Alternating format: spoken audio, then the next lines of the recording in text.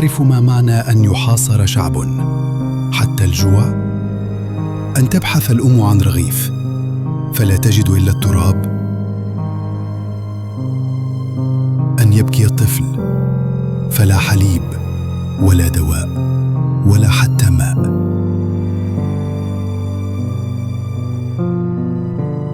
غزة اليوم لا تعيش حصاراً عسكرياً فقط، بل أكبر عملية تجويع جماعية موثقة في العصر الحديث. المخازن فارغة، الأسواق خاوية، والقوافل تمنع وتقصف.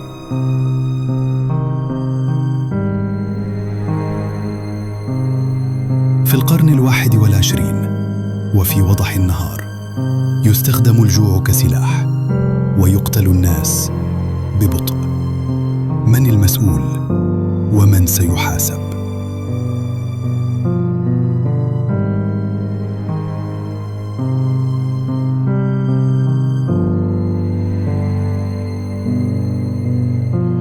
وهل يكفي الصمت؟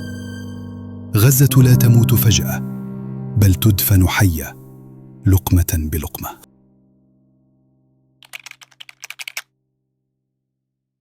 تابعونا لمزيد من المعلومات والحقائق. لا تنسى مشاركة المقطع مع أصدقائك.